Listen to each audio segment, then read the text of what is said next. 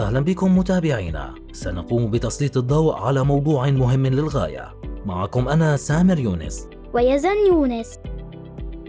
هل تشعرون فعلا بأن التكنولوجيا وخاصة الهاتف الذكي والحاسوب اللوحي أو الآيباد وغيرهما من الأجهزة الإلكترونية تستحوذ على تفكير أولادكم لسرقتهم منكم؟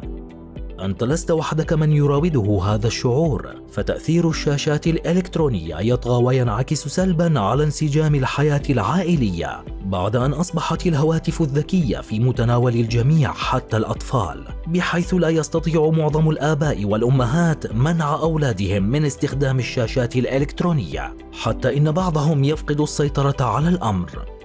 لكنني أشعر بسعادة غامرة عندما أجلس في تلك الزاوية وأنا أمسك جهازي اللوحي، يجعلني أعيش مغامرات من الخيال ويأخذني بعيداً عن واقعكم أنتم الكبار، بعيداً عن أوامركم التي لا تنتهي، فأنتم لا تشعرون بي كما يفعل هو. يملكني وكأنه يتحكم بكل حواسي، حتى عيناي. أشعر أنني لا أستطيع السيطرة عليهما، وخاصة عندما أدخل إلى تلك اللعبة أحس بأنه يملكني بكل معنى الكلمة، ولا أستطيع التخلص من ذلك التعلق. أرجوكم ساعدونا.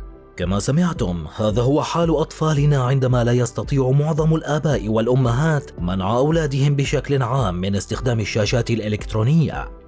إن سيطرة هذه الشاشات على الكبار والصغار معاً أصبحت مشكلة لا يمكن تجاهلها، حيث أنها ارتبطت بشكل وثيق بالكثير من الاضطرابات النفسية، ومن ضمنها متلازمة الشاشات الإلكترونية. فما هذه المتلازمة؟ وكيف يمكنها التأثير على الدماغ؟ تعتمد هذه المتلازمة على التحفيز المفرط للجهاز العصبي لدى الأطفال والمراهقين الذين يجلسون لفترات طويلة أمام التلفاز أو الشاشات الإلكترونية، ما يؤثر سلباً على سلوكيات ومزاج وطريقة التفكير لديهم، ويجعلهم غير قادرين على التحكم بذاتهم أو بمشاعرهم. واتضح من الدراسات وجود صلة بين النمو العقلي وزمن تعرض الأطفال للشاشات في مرحلة الطفولة المبكرة. أضف إلى ذلك أنه مع وجود التقدم العلمي والتكنولوجي في زمننا الراهن، وعلى الرغم من إيجابيات الأجهزة الإلكترونية في عملية التعلم واكتساب المهارات وزيادة النمو اللغوي، فإنه يبقى استخدام الشاشات لفترات طويلة ذات تأثير سلبي على صحة الأطفال وتطورهم الوظيفي والجسدي والنفسي والاجتماعي والعقلي، حيث تعمل على تقلص المادة الرمادية في الدماغ. لذا وجد أن الأطفال يعانون من ضعف في مناطق الدماغ المسؤولة عن اكتساب اللغة والقدرات الأكاديمية بسبب كثرة استعمالهم للشاشات الإلكترونية. وقد تسبب الومضات الضوئية المنبعثة من الشاشات لدى بعض الأطفال تشنجات ونوبات صرع، كما أن الضوء الأزرق المنبعث من الشاشات يؤثر على الساعة البيولوجية لدى الأطفال. إن التعرض للشاشات لساعات طويلة يزيد من إفراط حركتهم، بحيث يصلون إلى مرحلة الإدمان على ألعاب الفيديو وغيرها. فالفترات المفرطة الطويلة التي يمضيها الأطفال والمراهقون أمام الشاشات تؤدي إلى إحداث اضطرابات سلوكية غير طبيعية وغيرها من الظواهر السلبية، ما يؤدي إلى زيادة الضغط على المخ ليصل إلى خلل في النظم البيولوجية والجهاز العصبي للأطفال. تشير الأبحاث الحديثة إلى أن الأطفال الذين يقضون وقتا طويلا أمام الشاشات قد يواجهون مخاطر جسيمة على صحة أعينهم، فالتركيز المستمر على الشاشات سواء الألعاب أو المشاهدة يجعل عضلات العين تعمل بجهد أكبر من المعتاد، مما يمكن أن يتسبب في تعب العين وجفافها، وهذا قد يؤدي بدوره إلى زيادة خطر تطور مشاكل البصر مثل قصر النظر.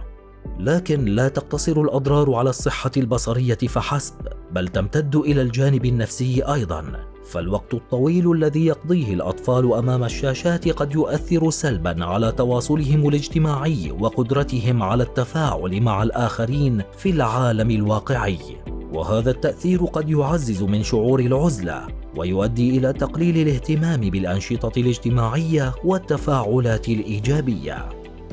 يجب تنظيم وقت استخدام الشاشات لدى الأطفال، وذلك بناء على العمر والتطور البدني والنفسي لهم، بهدف ضمان تجربة صحية ومفيدة.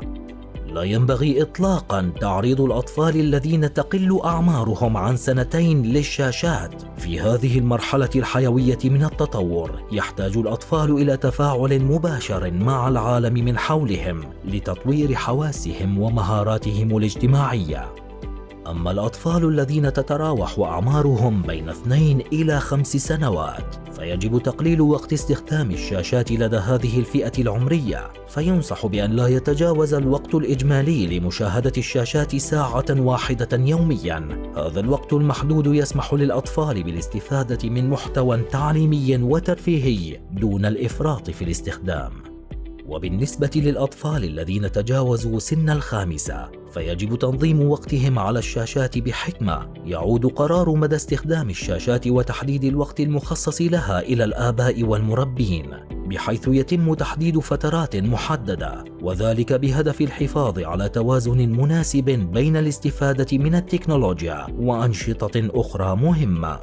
على الرغم أن ما يشاهده الأطفال قد يوفر محتوى مفيدا وتعليميا، إلا أن قضاء وقت طويل أمام الشاشات الإلكترونية يسبب أضرارا كثيرة، منها الاضطرابات السلوكية والاجتماعية والعاطفية واضطرابات النوم، خصوصا في حال مشاهدة التلفاز أو الهاتف قبل موعد النوم، وأيضا زيادة الوزن، إذ قد تقلل الإلكترونيات من حركة الطفل.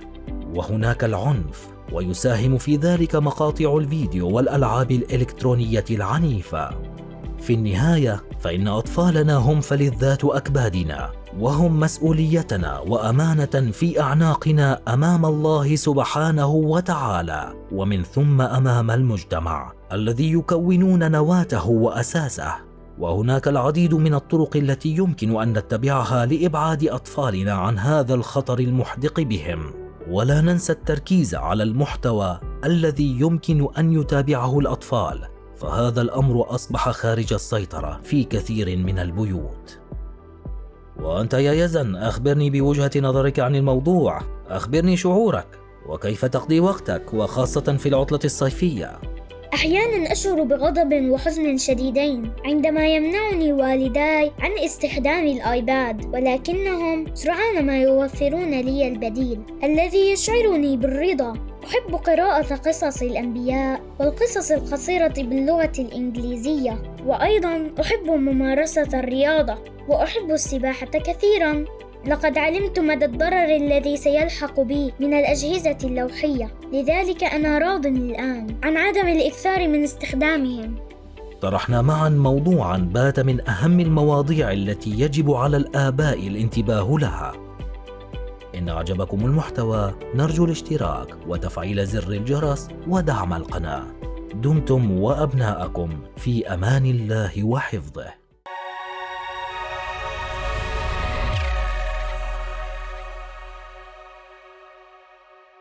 الصوت الفريد، عندما ينسج الصوت معنى الحرف.